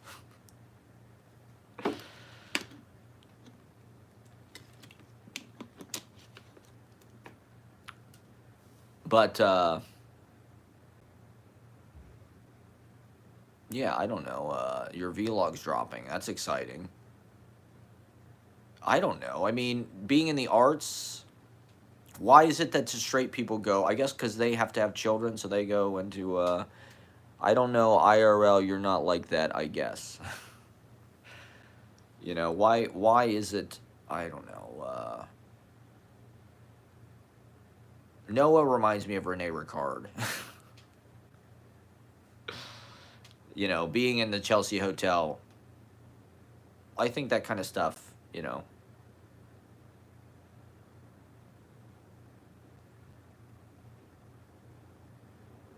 it's like, that's the New York audience. That's that's something Fran Lebowitz talk about, and,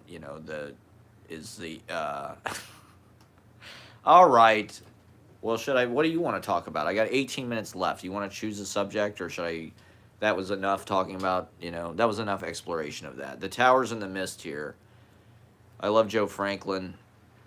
I'm trying to Joe Franklin it the fuck up here, and somebody hire me to be a host of something. Put me on TV, goddammit. Put me on the Today Show. I could do what fucking Michael Strahan does. I could do what Ryan Seacrest does. See, maybe me and Ryan Seacrest, because he's not gay, right? Like, but everybody thinks he's gay.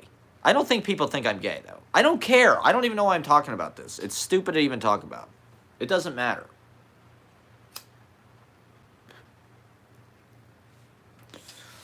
But, I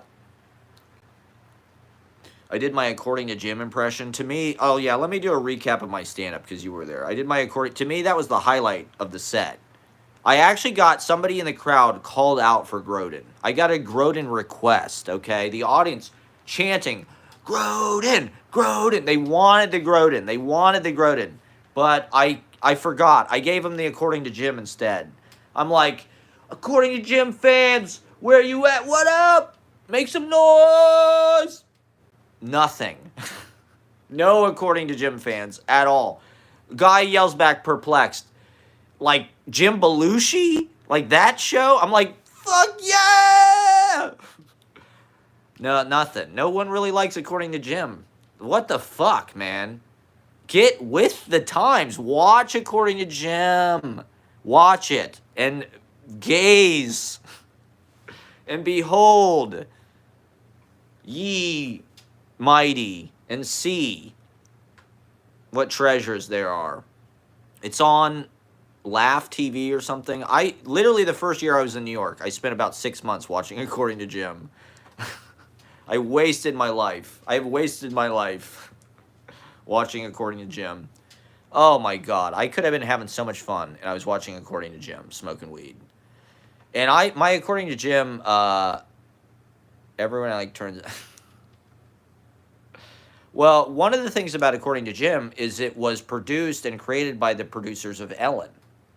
And so, even though ostensibly it appears to be about this kind of classic, like, dude, honeymooners, traditional family, Fred Flintstone, Wilma, children, nuclear family thing, uh, it's actually kind of progressive for Bush era. It reminded me a lot of my family during Bush era for a lot of reasons. It's Midwest, and I won't go into it, but anyway, I spent a lot of time watching According to Jim, and he's the worst. I mean, he's terrible, but he kind of has this quality. He kind of has this performer, kind of like campy Broadway kind of quality. I think he was in the Pirates of Penzance. He like replaced Kevin Kline. Could you imagine wanting to see it with Kevin Kline and then getting Jim Belushi instead? People would probably be disappointed. I like those kind of people. I don't know why. I vibe with Jim Belushi. Maybe it's because he's mediocre. He owns a weed farm. That's been like his afterlife. I should just do a whole 5 minutes about Jim Belushi next time. Then maybe people will get it. But okay, there's one episode where his kid like dresses up as a woman, and like they vibe with it, and like he dresses up as a woman. His excuse being he's really into Kiss in the 70s, and they dressed up and shit and wore makeup. So like it was sort of a progressive show for the 2000s in Bush era, even though it was sort of clothed in this kind of macho thing. So I did the According to Jim impression, not to, give away the trick, the secret behind the trick or anything. I don't want to expose my secrets, but like the joke, you fucking idiots, of the According to Jim impression is that nobody wants it. It's such a stupid thing. It's like my Grodin impression. It's just like this obscure thing. I'm hoping that it's like such an obscure cultural joke that like some people will get it and be like, okay, that's kind of funny, according to Jim, right? Like that's kind of a weird thing. Cheryl, god damn it, Cheryl. It's Bush era, Cheryl. It's goddamn war, Andy. It's like 9/11, Cheryl. Supposedly, they did the first table read for According to Jim on 9/11, 2001. They asked if they could cancel it, and Jim Belushi said no. He said, the show must go on. It's According to Jim. And he was right, because the show was a tremendous success, culturally and artistically. And you can count Matt Proctor as a huge fan. I'll sign anywhere. I'll blurb According to Jim anytime. No, it's shitty. I mean, it is what it is. It is what it is. It's like comfort television. It's just like, I don't know. For whatever reason, I was like, that's like normcore. It's like, it's so just like, it's like on Cinema at the Cinema, how they watch all these terrible movies. And they act like, it's kind of like that. I mean, According to Jim is not terrible. It's a better version of Home Improvement. It's like watching Second City on TV. I think they actually did work hard to like make it, there's a lot of physical comedy. He's got his band. I'm like the Jim Belushi of New York. I'm like the he sucks. He can't sing, but he can he dances around and shit. I'm a blues brother. That's another aspect of like my comedic genesis. One of the first things I ever did on stage, first play I was in, I was the Giant's Garden. I played the Giant. That was in kindergarten. I guess I should have known. They cast me as the Giant in the Giant's Garden in kindergarten. So, but then in 4th grade, we did this play, the Granny Awards. And the joke was we were like the Blues Brothers. We dressed up in Blues Brothers outfits with sunglasses and shit. And I did this like dance. We didn't even have any lines. We didn't sing or anything. I just did this dance. And the place went wild. The place went ape shit. I literally didn't even do anything. I just wiggled. And we were the hit of the fucking thing. I was 9 years old or whatever, And so that's essentially what I do now. That's what Taylor Made does. Basically, just gets up on stage and wiggles his ass. And he's just got this wild energy. I don't know. That's a big part of it. I don't know. It's just like getting up there. In 4th grade, we had to do these music videos for Mr. Shaw's class. Mr. Shaw also was the one who cast me as the Blues Brothers. He probably knew my dad was like a bass player. He probably knew who my dad was because Mr. Shaw was a pretty hip guy. He fucking, you know, he knew who the Blues Brothers were, which for like a, okay, send me a playlist. Send me the playlist. New playlist for 2023. Good idea. Need to envision good things for 2023. Okay, and then, so we did this music video of Wayne's World. We did Bohemian Rhapsody. Or no, we did Green, well, we did that, but we also did Green Day. Tyler and Penelope think I would be a great, you would be a great live streamer. You'd be a great e-girl. Why don't you set up some e-girl shit? I would love to watch your live stream. Everybody's going to start live streaming. Who's going to be the audience? Somebody has to get successful at something. So the media will start to pay attention to what we're doing. Who's it going to be? Who's going to, like, go viral? Somebody's got to go viral. Oh, Ashley was already an e-girl when she was in high school. Okay, that makes sense. She's already past this. Of course. I should have known. Ashley's just a writer. And a vlogger. Who cares about being viral? I mean, I want to be successful and famous. I don't know why.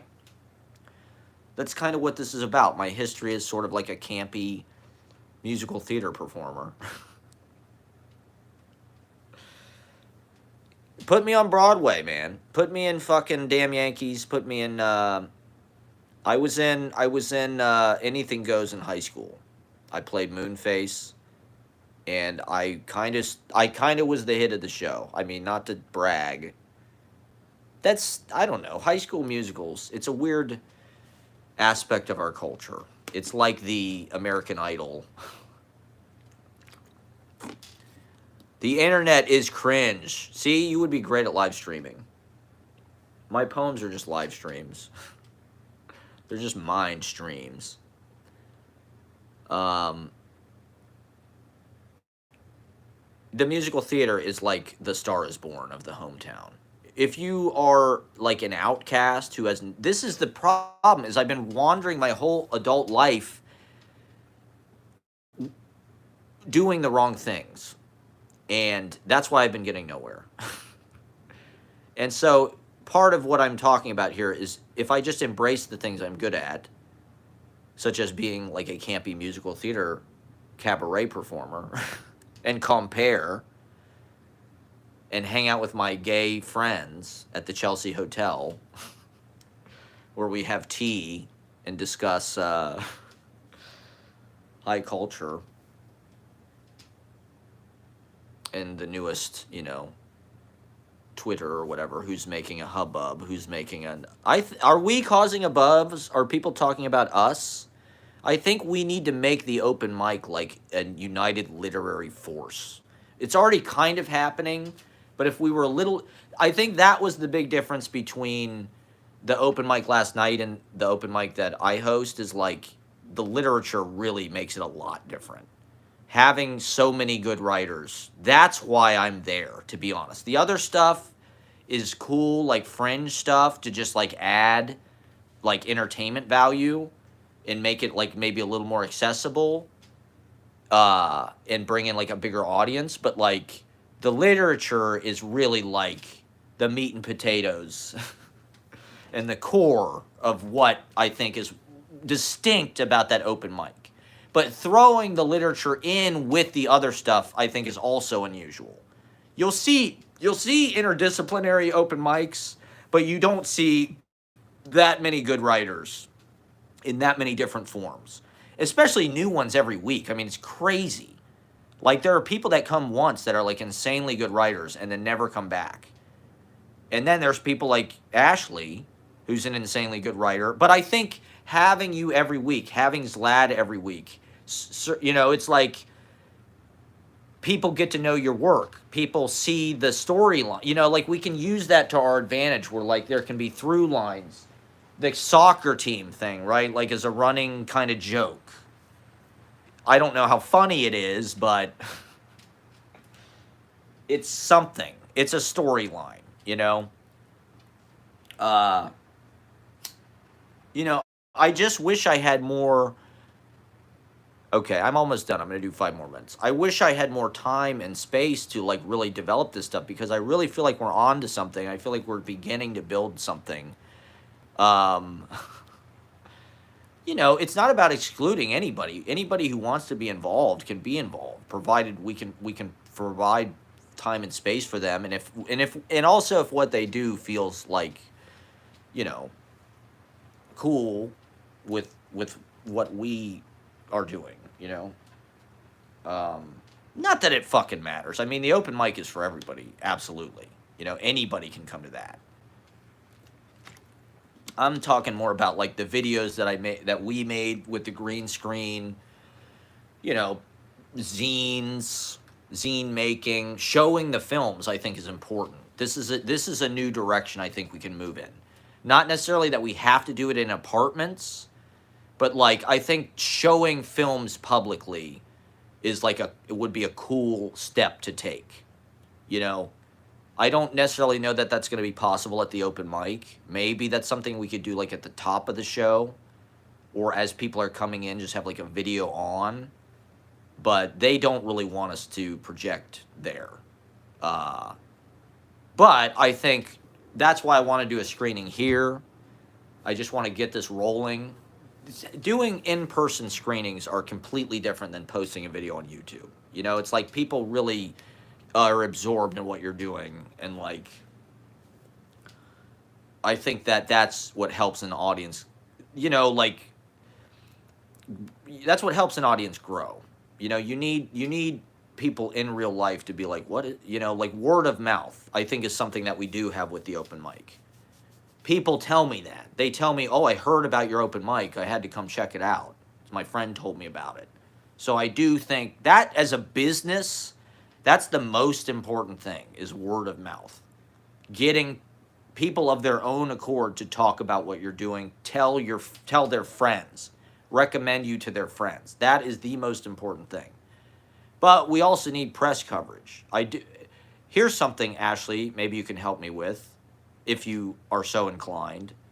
As my unpaid intern or potential, I want to send like something to the New York Times. Like I've got like the address of like the different sections. Like I want to send something to like maybe the arts section or the metro section just about the open mic. Just like, hey, you should come check this out. This is like a new thing downtown. It's kind of interesting as far as like literary people are showing up at this. You know, it's causing like a little bit, you know, I don't know. I just want to try to get the New York Times or somebody to come out and write something about it. You know, it'd be nice if we could get New York Magazine or Time Out New York.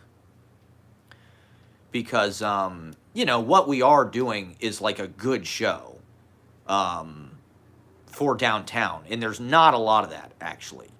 KGB does good stuff from time to time, but like having a show, well, they do a lot of good stuff, but having a show every Monday that's like actually kind of a fun show, like I don't know how other people feel, but I felt like that open mic last night was hard to sit through. Whereas like I feel like our open mic is usually fun the whole time. Maybe that's just me. But I do think we attract like interesting acts. And that is not an accident. You know, like you through social media and by virtue of going to all these open mics, I meet people who I like, who I see perform, and I sort of like curate-ish, you know, invite them or, you know, make sure that they follow Easy Paradise or this or that, or they know me from seeing me out or whatever. Like I do go to stand-up comedy open mics. You know, I'd love it if some people from that open mic last night came out to the fucking KGB thing. I think it's a different vibe because they don't have the money. Some of those performers from last night came to KGB like once. And then they were like, fuck this. The money is ridiculous. You know, the 2 drink minimum thing is ridiculous. But, you know, I think moving it into venues is a good thing. Where can we screen movies? Where can we screen our vlogs? Where can we screen our video diaries or videos we make, you know? If we want to make art videos, if, you know, Ed's got a green screen. You know, if we want to make a fucking, we could make a movie about anything, you know? If we actually wanted to write a script that was good, we could do that, you know?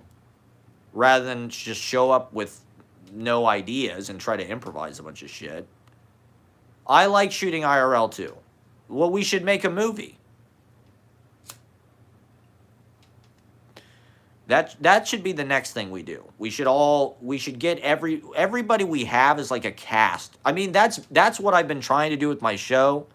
My show is like the rough draft. You know, my show is like the raw first cut of like let's get this cast of characters together. People you know, people from the open mic. You know, we've got a huge talent pool. The open mic is like a audition every week. You know, we could message anybody and be like, "Hey, come do this movie with us. Play this part," you know. The thing is, how do we get time and space? You know, I'm running out of time and space. And so these things, I want this to go on forever, you know. That's the goal, is to get paid to do this shit. You know, if I could have a life where I'm like performing at the fucking on McDougal Street at the Comedy Cellar every night. I know Ashley's picky. Well, you can be in my movie then, and I'll make my movie and you'll just be in it, and then you can make your own movie and you can be picky about your aesthetic, artistic direction. But I don't know. Scenes from a Life is my movie. I don't know. I'd like to make something scripted, but Scenes from a Life is good enough for me. When I watch the scenes at Zlad's party, I'm like, that looks like Cassavetes. That looks like Shadows. That looks like the party scene in Shadows.